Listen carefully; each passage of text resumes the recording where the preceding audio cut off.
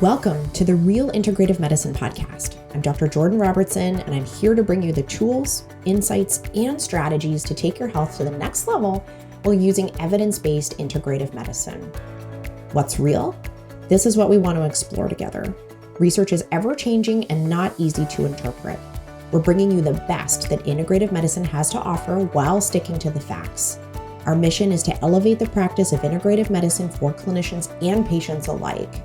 Preventative solutions, nutrition, exercise, and sometimes supplements have a seat at the table in medicine, but only if we uncover real science-backed solutions. It's time to uncover what works and challenge what doesn't. Let's unlock your full health potential with an integrated approach. Ready to learn what's real? Let's dive in. Would you believe me if I said that 99% of the way that we execute on nutrition recommendations right now is not very evidence-based? I find it so fascinating that most of the time we're arguing online about what we're saying about nutrition, and we're not talking often enough about the delivery of nutrition recommendations. And I'll back up for a minute and talk a little bit more about what I mean. I'm happy you're here. I'm Dr. Jordan Robertson. I'm a Canadian naturopathic doctor, host of Real Integrative Medicine podcast. And I am evidence obsessed. I say evidence obsessed. And what I mean by that, my entire career has been spent looking at critical appraisal, which is the research of research, and trying to understand what research belongs in clinical practice. When we say, I'll say very simply, not every study that gets published belongs in medicine, right? There is a difference between research as a practice and then medicine as a practice. And not every single paper that gets published should change the way that we practice medicine.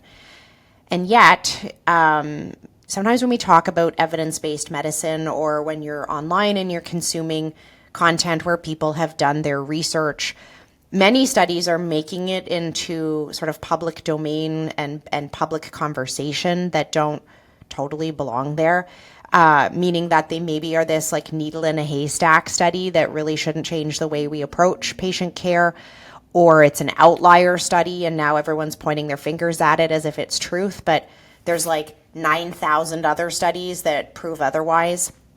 That's really my expertise, and my background is in how do we decide which studies belong in a guideline for clinicians? How do we decide which papers should influence the way that we show up at work tomorrow? Because not all of them should.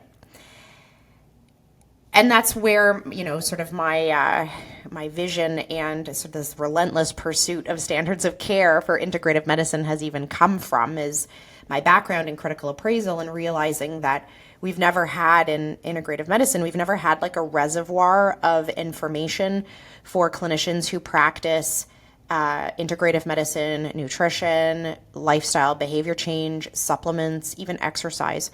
There are very few reservoirs of information where someone has gone through the literature, or teams of people have gone through the literature to say, you know what, based on all these millions of studies, this is how we should practice. We don't actually have that in integrative care, and it makes me mad. It makes me mad that patients could see two different integrative doctors and get two different answers for the same problem. That's always frustrated me. So I've been on this like relentless pursuit of improving that for our industry.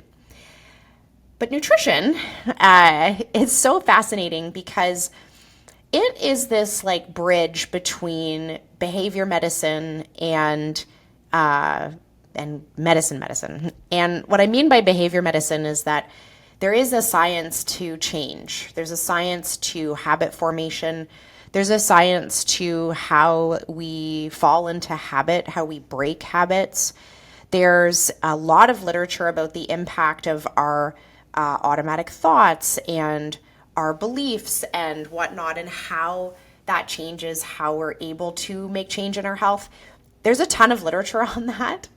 And nutrition is this thing that we need people to comply with every day, right? We need people to make choices every day. We need people to change their pattern of behavior every day for them to make, real honest to goodness change with their nutrition. And yet we often get talking about nutrition as if it's a prescription, that's written down on a piece of paper, like just do this, right? Just do this. And if it was only that simple, right? I mean, so many of us, first of all, would be unemployed. But second of all, we'd be a heck of a lot healthier as a group if it was so easy that if the first time you heard something or the first time we studied something and realized something was healthy, that we just all did it. Like that would be a very different world. And yet that's not how things are. And yet we often still talk about nutrition, or we prescribe nutrition like that, right? Do this. And we don't actually look at what the evidence suggests with respect to behavior change when it comes to nutrition. And so I want to talk through that a little bit, because I think it's important for clinicians to hear this, because I think the way that you're maybe delivering care could be better. I also think that it's important for patients to hear this, because I think we approach a lot of our health and health appointments with skepticism, and I think perhaps unhealthy skepticism at this point, so much so that we probably shoot ourselves in the foot by not doing the very things that need to be done in order to be better. And so I wanted us to have this kind of reality check on what is actually required for change, so that you can see maybe with more clarity why we would recommend your nutrition to be done in a particular way or delivered in a certain way. Because the treatment of nutrition and the support of nutrition is actually very, very, very different than any other recommendation that we would make. It's much more similar to exercise than it is prescribing fish oil. And sometimes I think we treat nutrition recommendations more like we treat a fish oil prescription than the way that we treat a exercise prescription. So what do I mean by that? I've written a couple of papers for practitioners about study methodology, and don't leave. I promise this is not going to be a critical appraisal 101, I promise. But we talk a lot about how studies are delivered, right? So if we were going to say study fish oil and we were going to give you fish oil, right? Now that we've researched it, we're going to give it to you. We think it's a great idea based on what you're coming in with. We're going to prescribe you fish oil. The questions you would want to know, right? Or I hope you would want to know is well, how much do I have to take, right? How much do I have to take? Do I have to take it every day? How long do I have to do it for before we would see change, right? That's generally how we approach prescriptions for medications, or how we approach prescriptions for supplements is dose, duration, and then a magnitude of effect, or what we would expect to be the magnitude of benefit. With nutrition, when we run a study on nutrition, we kind of sort of jump to the same conclusion. Okay, cool. So they ate this amount of protein. Amazing. How long did they do it for? Okay, 3 months. Great. And then we take that at super face value and decide that that's now the prescription. It sounds good. That's what we did with the fish oil, right? It sounds good. Dose, duration, magnitude of benefit, cool. If you up your protein, you do it for 3 months, we should see an increase in muscle mass. See you later. The curiosity is when we jump into how we deliver research studies, right? When we give people fish oil in a fish oil study, we have a lot of vested interest in them actually completing the study. Studies are enormously expensive. We really want everyone who's in it to take the pills. We really want to follow up with them. We put in all of these mechanisms so that we don't lose them, right? We put in all of these strategies in studies so that people don't fall off. We count their pills at the end to see if they complied. We text them or call them. We make them meet halfway through to see if they've taken the pill, right? We put in these strategies to catch them so that they finish the study. Because if you were going to fund a study on your supplement that you invented, and you were going to dump all this money into it, and you were going to give the supplement to half the people, and we were going to follow them for 3 months, you would want to do everything you could to make sure that they actually did it, right? Unless the study was on compliance, we were like, let's see if they take it. The study actually is only successful if the people do the thing. So we put a lot of things in place for them to do the thing. Nutrition studies are similar. And yet this is like this piece that's lost when we start to talk about behavior change for you. When we put people in nutrition studies, we don't slide them a pamphlet across the table and say, eat more protein. That's quite often the control group, right? The control group is like, here's Canada's food guide. Like, good luck. We'll see you in 3 months. That's considered to be the untreated group. The group that we give them a piece of paper that says, this is how you should eat, is the untreated group. That's the control group. That is the untreated group, the group that gets a piece of paper. We consider them to not be treated in nutrition studies. The other group is the treated group. So what do? We ask them to eat a little more protein than Canada's Food Guide, and then we support them. They meet with a dietitian. They get pictures of high protein meals. They get handouts. They get an app. They get text reminders. They have group sessions where they have to come once a week and listen to people talk about chicken. We support the shit out of them to make sure that they do it, right? We want to make sure that they did the thing. And at the end, we almost jumped to this conclusion that like eating the more protein worked. Like, yes, it did. Biochemically, talking to a nurse biochemically does not increase your muscle mass. It was the protein. Could you imagine if talking increased our muscle mass? I would be jacked. It wasn't the talking. Biochemically, it was the protein. But the compliance was the talking. Right? Remember, the control group were the people that we literally gave a piece of paper to, and we were like, okay, here's what you should eat. We'll see you in 3 months, and we'll see what happens to your muscle. And they all lose muscle. Why? Because they didn't do it. We gave them the piece of paper, but they didn't even eat what was on the paper. In the study group, we supported them. And quite often, and when we look, there's lots of different methodology, and there's pros and cons to all of this, right? Like if we are looking at technology, we're probably limiting the people that we can study that have a smartphone. If they're having sessions with a healthcare provider, we may be missing communities and people that English isn't their first language. Lots to consider here, right? From like a critical appraisal perspective, the more support we give patients, that probably means we're missing out on some groups of people, for sure. But the support that we gave them was what their success hinged on, right? Their ability to actually comply with the recommendations hinged on the things we did. And I've watched this evolve a lot. I mean, obviously technology has entered studies in a very positive way for compliance, right? We have the capacity to do virtual meetings with a nurse or a dietitian or a practitioner now. We have, there are apps that are often delivered as part of study protocol where people's compliance is being tracked.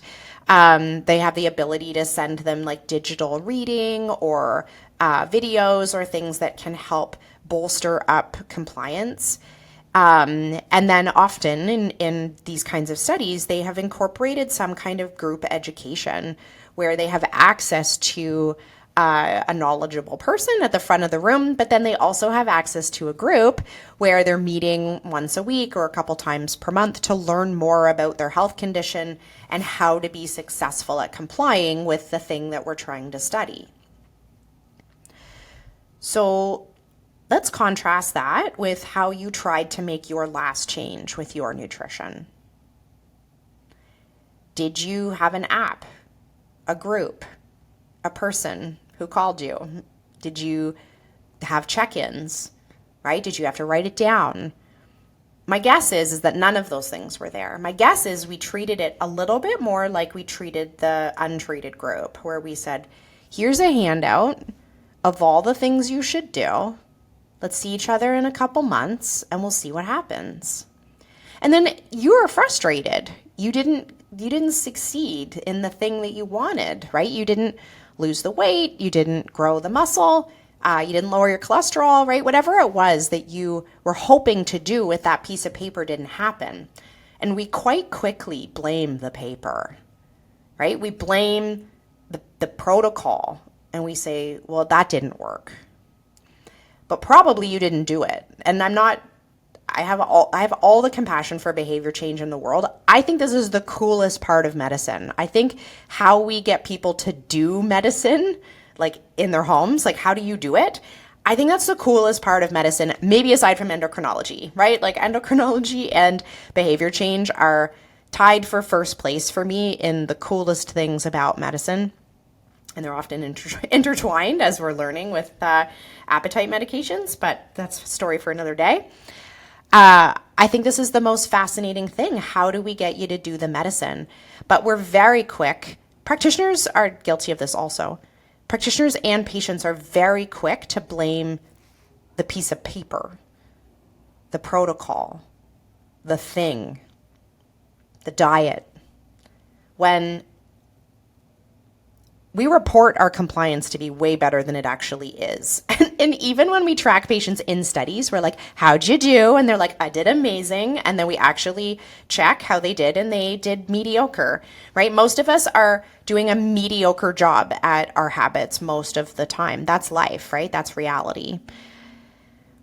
But we blame the piece of paper as if the recommendations were the problem. But we didn't see our practitioner for 3 months. And when we studied this very intervention, the untreated group got a piece of paper too. It was the treated group that we met with, that we supported, we high-fived, we clapped, right? We sent them gifts.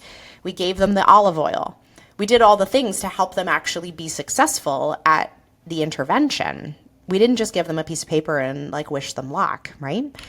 But yet, if you think about the last time you tried to make change, you probably treated it like that piece of paper versus executing the way that we've executed the majority of studies on nutrition. If we want to watch a study on nutrition fail, we give people a pamphlet on nutrition, right? If we want to watch a study on nutrition succeed, we create accountability and coaching around behavior change for that person. And so why, when we go to deliver it in real life, do we suddenly default back to the same way we prescribe medication or supplements? And even arguably, our compliance with that sucks too. Like, I posted this on social media recently. There's a really great paper that talks about bone health and bone density. And if we increase the amount of time people get with a doctor every year to talk about their bone medication, their bone density goes up, right? So if we have like one group that just takes their meds, I'm saying in air quotes, and the other group is prescribed this same medication, but they meet with their specialist for half an hour a year, their bone density is better. Why? It's not talking. Talking does not biochemically increase bone density. Talking to their specialist meant they take their medication as prescribed more often, and that's how it works. The medication works if you take it as prescribed. So talking to your practitioner actually increases your compliance, and it actually increases the efficacy of your bone density medication because you're taking it, not because the talking fixed anything. But we prescribe nutrition like we prescribe drugs, and we say, I'd like you to increase your protein intake every single day at every single meal, eating maybe in a slightly different culturally habitual pattern than you've eaten your entire life. I'll see you in 3 months. Let's see if this works. Like, all of us are guilty of this, patients and practitioners alike, and it's wrong. It's actually not rooted in evidence for you to take home a piece of paper with no accountability and follow-up plan. It is not evidence-based. Even if the things written on the piece of paper have been studied in a study and it was successful, the thing that made that study successful is missing from the way you're about to approach it. And so it's not evidence-based, in my opinion. I think 90% of the prescriptions we give in nutrition right now, even if you've got the right answer on paper, are not evidence-based. because we're never following it up with the compliance plan that was given the first time we studied that diet, right? Never. So if you're a patient, right, and you're listening to this, I want you to think about a couple things. One, if you want to make change and you don't have a coach, you're not going to change. You would have already. Right? And I've said this to practitioners. I'm like, if your patient wouldn't need the first visit, right? Like if this was easy, if this was intuitive, if this was so accessible, we wouldn't need the first visit. But if someone needs the first visit at all, they are not well. They don't know why they're not well. They want to change. They have to make a dramatic change. If they need the first visit, then they need the second one, and it probably has to be within 4 weeks, probably sooner. Because what you're all asking of each other in that moment is that, one, the treatment plan is right off the bat, which it usually evolves, but let's say it's 80% right off the bat. We're also requiring you to change in order to execute it. And we have so much evidence that you're not going to do that by yourself. You wouldn't have needed the first visit if that was the case. So if you're going to lean in to change, if you're going to get connected with a healthcare professional, in my opinion, if you're committing to one visit, you probably need to commit to 4 to 6. If you're going to commit to that first step, you have to commit to 6 steps. If you're going to commit to the first visit, you have to commit to showing up for multiple sessions, whether you feel good, bad, whether you hit it out of the park or you totally sucked. You have to be willing to do the rest of it. Because if not, you're all asking for a miracle. You're asking for something to happen that has never happened in human history, that someone receives a pamphlet and has a incredible health and life and behavior change makeover by reading a piece of paper. It just won't happen. So if you're a health consumer or health seeker and you're thinking about change, then you need to think about how you're going to be supported to change. And a really good thing to do is actually reflect on when the last time was that you changed, right? And for lots of us, it was a while ago. But think about the last time you really successfully changed. What was in place for that to happen for you? What had to be in place for you to be very successful at that change? And maybe the change actually was a long time ago, and it was when you were in like a very structured academic or training experience, right? Maybe the last time you really, really changed was when you were in college and you were learning how to do a new skill. And think about what had to be in place for you to become an expert or a professional in your field, right? What was actually required at that time? Did you have to go to school? Did you have to listen? Did you have to be assessed? Did you have to get tested? Did you have to try things? Did you have to change over time? Did you have to have meetings with people? Did you have a forum? Did you have to track your progress, right? When you trained to be who you are in your work or in your professional life, what was required of you to do that, right? You show up at your workplace 7-8 hours a day, or if you're self-employed, 1,000 hours a day. What was required for you to do that or get there, right? What kind of training and support was required for you to get there, for you to be able to be successful in those 8 hours? And now we're asking you to change, and I'm going to stick with nutrition for a minute, but exercise really can fall into this also. Now we want you to 24 hours a day perform in a particular way. Do you know what I was dying for when I was a practicing clinician? I wanted someone to summarize the latest research, tie it up with a nice little bow, and deliver it to my inbox every single month. I'm Dr. Jordan Robertson. I'm the host of the Real Integrative Medicine podcast, and this episode is brought to you by my free integrative medicine magazine called The Stacks. We're all dying for unbiased, unindustry-funded information to help us be the best in practice.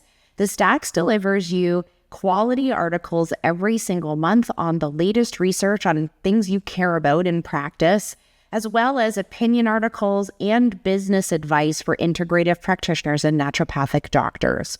You can subscribe to the Stacks with the link in the show notes today and get access immediately to all of our back issues that show you exactly how to be an evidence-based practitioner. I hope you sign up and you'll enjoy it. How successful are you going to be at that if we don't provide the same? And I'm not saying we need to go to like a 4-year university program to eat more protein. I'm just using this as an example because it might be the last time that you developed mastery at something, right? If we wanted to release you into the world and to be an absolute boss at your nutrition, we would want you to have developed some level of mastery over the topic. The last time you succeeded at becoming a master at something, what did it take, right? What was happening for you to achieve that? And for some of us, it's the last time we were involved in some kind of like structured education program or training program. And so if you think about that, and then we try and like superimpose the way we normally think about nutrition change on patients, we couldn't give you a piece of paper and then you'd be like, I am an absolute master carpenter. Right? Or I like totally understand accounting now. Thank you very much. I watched this TikTok. And yet you have a deep desire to achieve mastery over this part of your health. And you want to do it through those mechanisms of like watching a TikTok and getting one piece of paper. So think about that. Think about that, like what is the actual end goal? The end goal is not to get a bulleted list of foods to include and what to focus on. The actual bulleted list is very short. You want to develop mastery over your nutrition. If that's the goal, how would we create a solution for you that allowed you to do it, right? And then reverse engineer it from there. When I worked with patients, the most successful people at nutrition just kept coming and just kept sticking with it. And every time we learned more and we talked about more and we navigated another holiday or some other challenge that was happening in their life so they could develop mastery over this skill. What would have to be true for you in your life to develop mastery over this particular topic?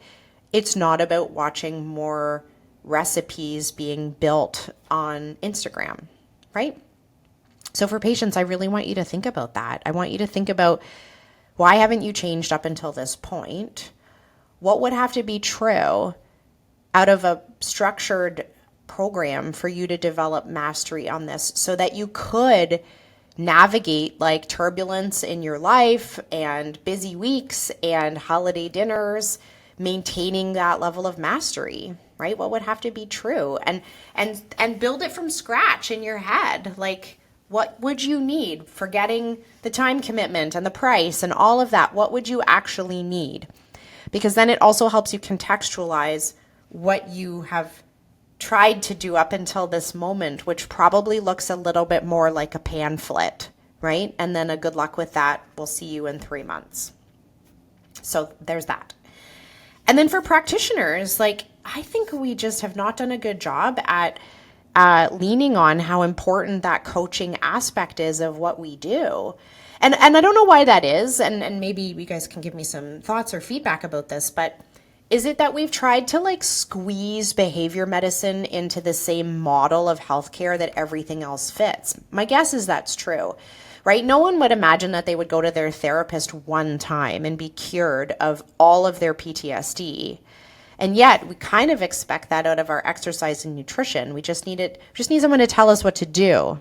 And then magically we're going to be different human beings and we're just going to do it. But that isn't actually how anything works. But is it that we've tried to squeeze it into this model of healthcare that we actually are all incredibly dissatisfied with? Like, we are so dissatisfied with the way that we give regular medicine, and yet the very most important foundational things we do in integrative medicine, we've kind of squeezed it into that same delivery model where I'm going to see you for half an hour and give you a piece of paper and you're going to change. why wouldn't we have built it more like the psychology model where, okay, that's great. I can see that you're crying about this chicken. We'll see you next time in a month and we'll see how we're doing.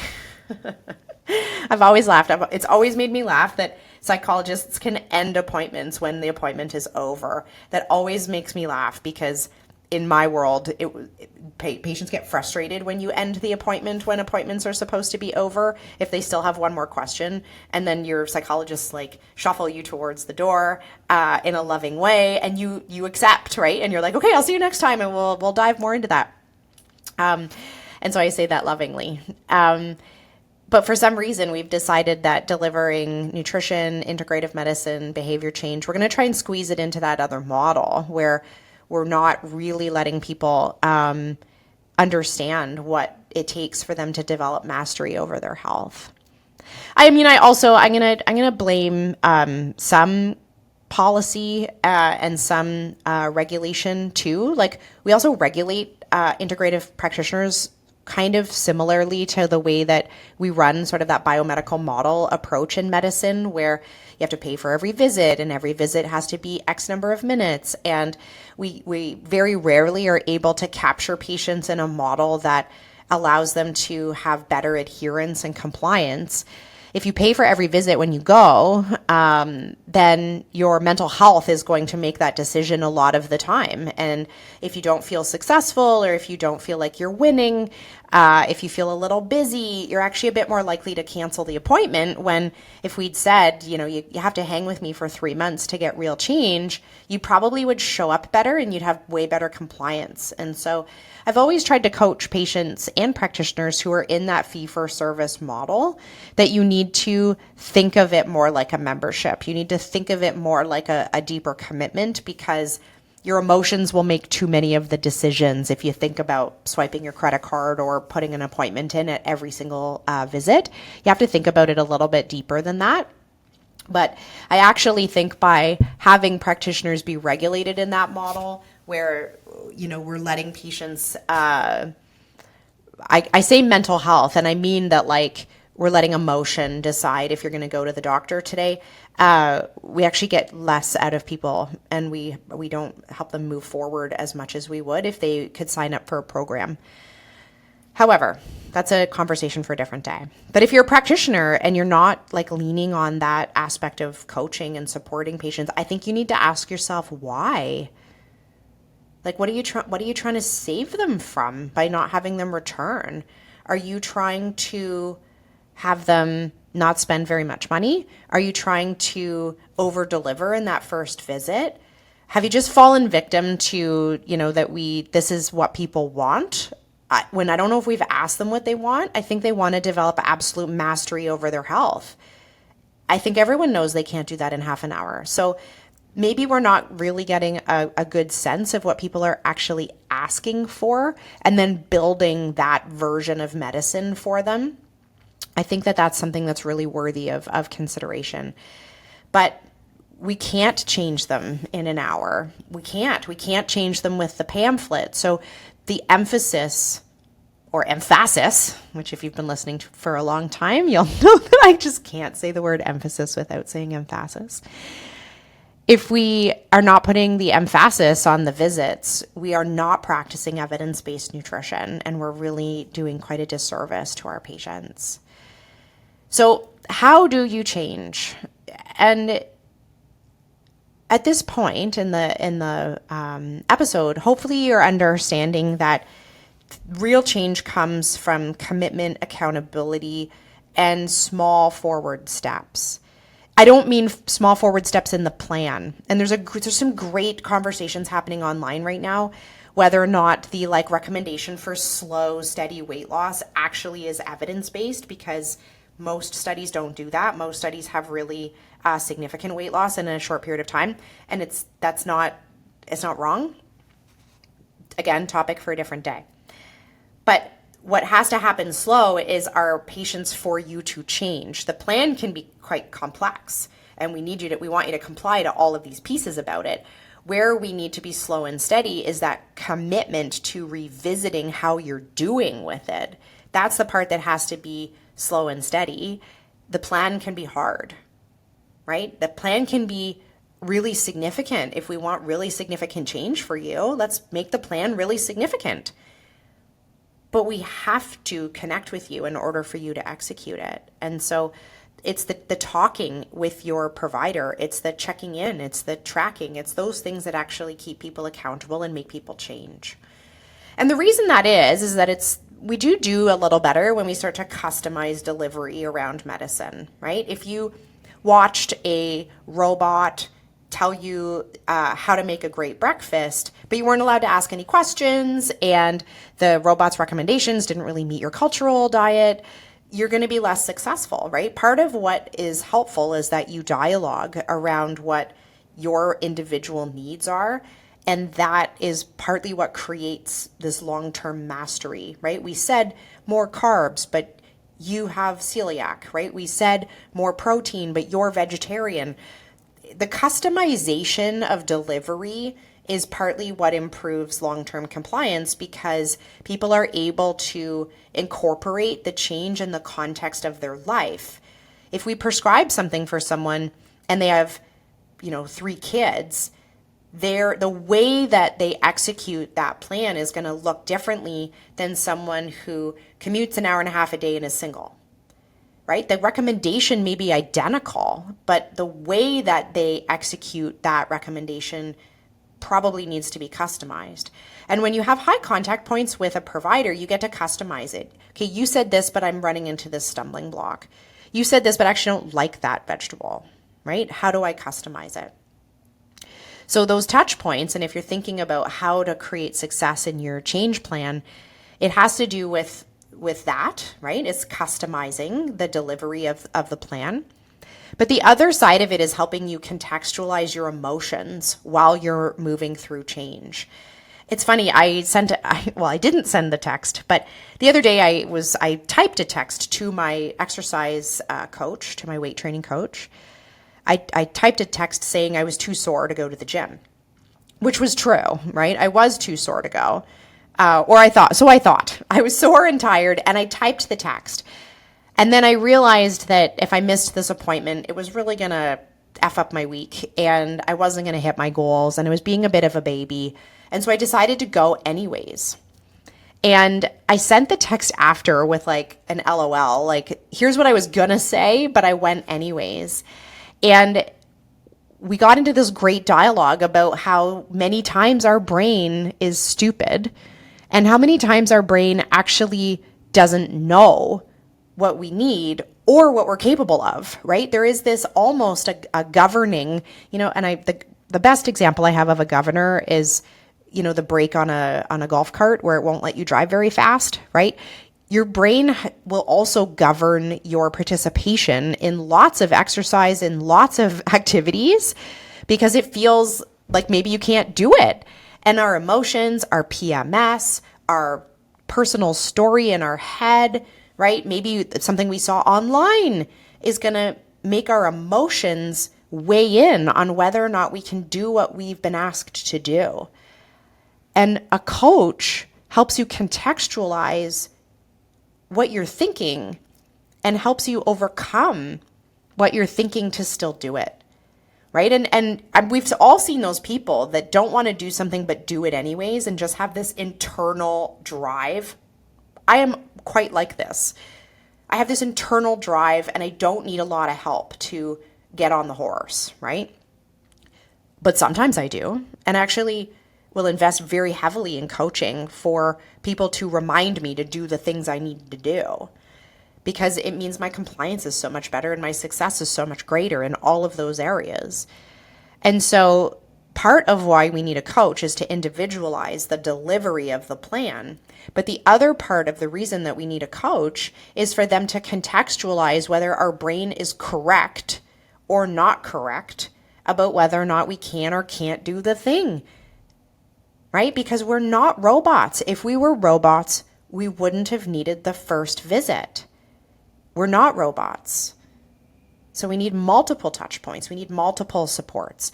So all in this to say, and we're going to wrap up the episode, but today's really about if you want to practice evidence-based nutrition as a patient or as a practitioner, the piece of paper is like a tenth of it.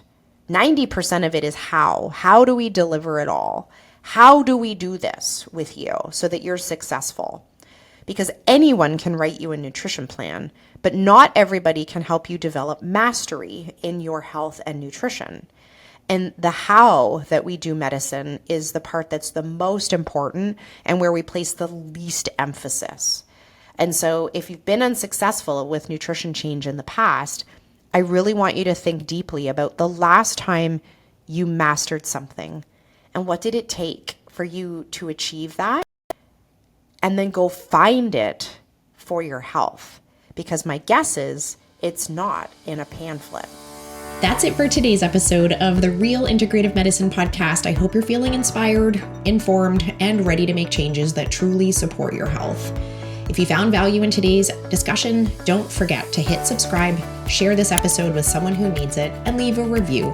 It helps us reach even more listeners just like you. Your health journey is personal and it's powerful. Let's keep building on the knowledge to give you the confidence you need to thrive. It's important to remember that the Real Integrative Medicine Podcast is for educational purposes only. Be sure to talk to your doctor before making any personal health changes. This podcast isn't intended to diagnose you, and no doctor-patient relationship was formed by listening. We'll see you next week.